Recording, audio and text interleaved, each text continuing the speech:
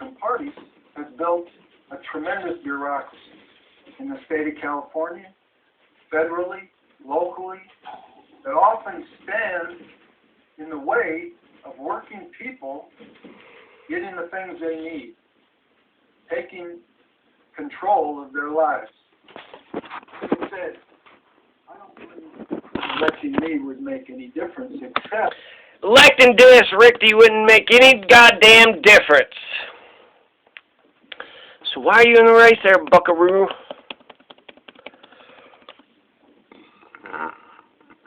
The leading question, San Diego Union Tribune, question and answer, Dennis Richter, recall candidate for governor. Question, why should Governor Gavin Newsom be recalled? Answer, be recalled. Well, Gavin Newsom, like his Republican opponents, represents the interests of big business, not the interests of workers or working families. We need to organize independently of capitalist parties with the fight growing employer attacks on our jobs, wages, and working conditions. We should build solidarity with workers, city and rural and farm workers in their struggles to organize and defend themselves. On this course, we can build and use union power on our own behalf, and for all those suffering blows by the bosses in the government, I will use my candidacy and if elected governor to mobilize support for workers and farmers' government. I grew up in a rural Minnesota agricultural town. In high school, I supported the civil rights movement that tore down Jim Crow segregation. I participated in demonstrations against Washington's wars from Vietnam to Iraq to Afghanistan as a socialist and an industrial worker for decades on the railroad, in meatpacking, in the steel and garment industries. I've been active in union struggles for higher wages and for increased workers' control over working conditions. I now work at Walmart in the Los Angeles area. How would you have handled the pandemic differently than Newsom? And would you do if elected your mandate? You get the vaccines when you're going? The government blamed individuals for what was a giant failure of a for-profit health system that inevitably had harsher outcomes for the working class, especially workers who are black and Latino. We needed and should fight for universal government guaranteed cradle-to-grave health care and retirement income for all. I would have used state authority together with meatpacking workers, poultry workers, garment workers, and others to get the plants thoroughly cleaned and the line speed slowed down so there could be more distance between workers. Instead, bosses sacrificed workers' health and livelihood to maintain dangerous line speeds and protect their profits and production quotas. With any actions the state took being too little, too late after hundreds of workers were ill and some died, this was an example of why workers need to fight to wrest control of production out of the hands of the bosses. This is the only road to enforce safety and health on the job. I got vaccinated as soon as I could in April. I encourage workers, this is Dennis Richter. Dennis Richter, encourage workers to get vaccinated as part of solidarity and protecting workers and our families. I think moral persuasion, solidarity, and union involvement is needed to raise vaccination rates. Dennis Richter, we need to be at work to fight for safer conditions and better pay, and we need to get schools opened up so kids can learn in social conditions, and women who've been especially impacted by the school closures can return to work. I oppose school closings and limiting church attendance for over a year. But what will be your approach to housing and homelessness? Millions need jobs today, and our unions need to fight for a massive federal government-financed public works program to put millions at work at union-scale wages, building hospitals, schools, housing, mass transportation, and much more that the workers need. Fighting for a sliding scale of hours and wages to stop layoffs and the effects of runaway prices. Fight for cutting the work week with no cut in pay. Fight for cost of living clauses in every contract that raise pay and retirement benefits to offset every rise in prices. Demand immediate national government unemployment benefits at union scale for all those thrown out of work as long as they need it.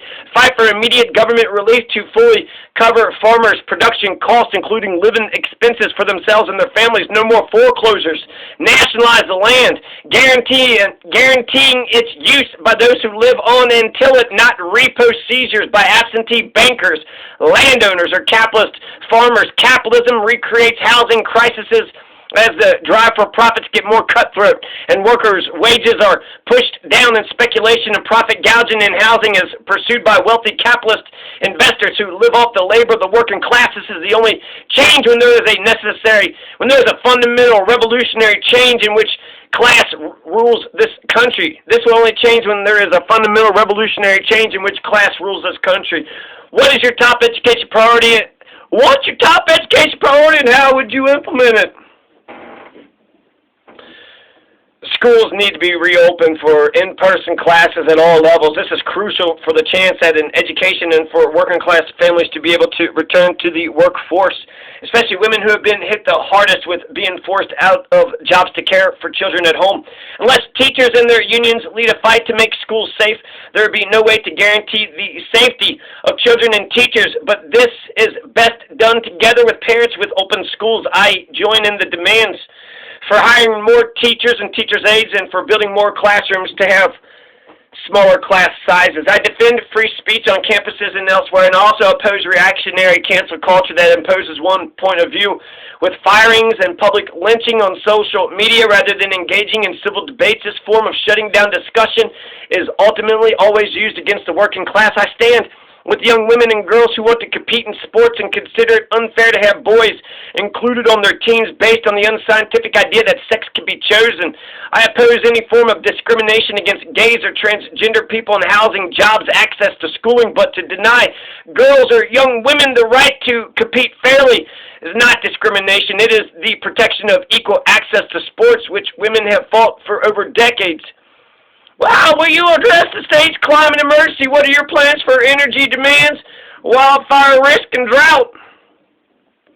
Workers need to build unions to fight for workers' controlled production in factories, mines, and energy monopolies to protect workers and communities from the ravages produced by the dog-eat-dog capitalist system. This includes the fight to control emissions of carbon dioxide and other greenhouse gases, and other steps to prevent the fouling of the air, water, and soil, and timely clearing of brush around electrical lines. It is only the working class and working farmers who could be depended on to defend labor and land. Black lung declined 90% from the mid-1970s to the 1990s as a result of fights by miners and their unions that won the right to shut down production in unsafe conditions. But miners faced the biggest rise in black lung disease in decades as bosses push, speed up, lengthen the working day, and operate more non-union mines. I stand with the United Mine Workers of America.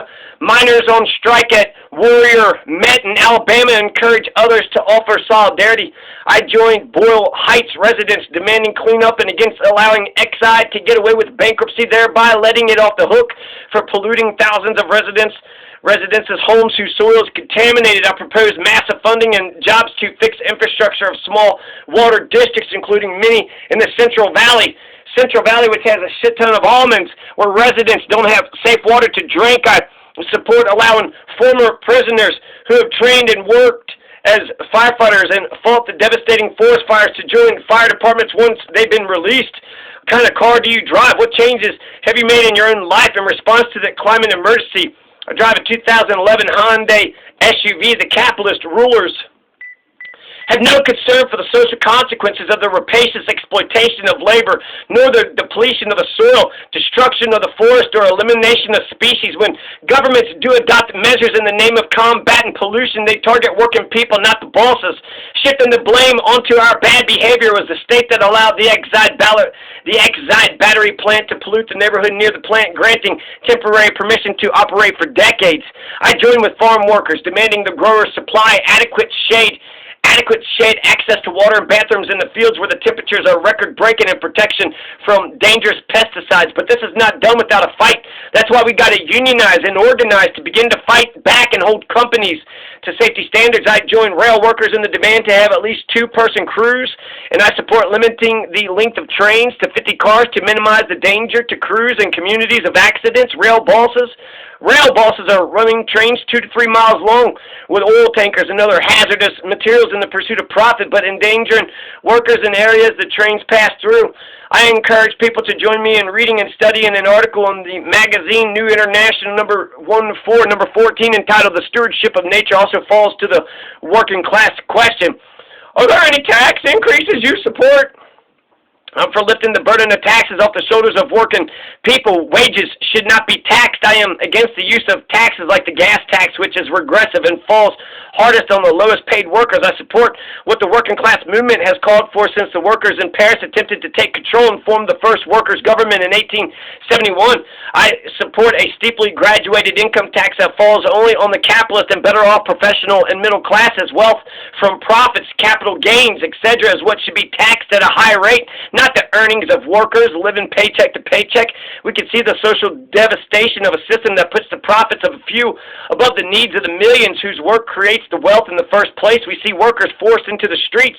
Deteriorating working and living conditions are sped up. Longer hours and inflation eat away at our standard of living. This will only be changed with the massive social movement of working people that begins to fight back to demand jobs, control over production and safety, higher wages, and a national health care system. Tax policy of the wealth rulers can't be tweaked to get these kinds of changes. Only a massive fight by organizing ourselves can start us on the road to the kind of fundamental changes we need and to the building of a workers' and farmers' government.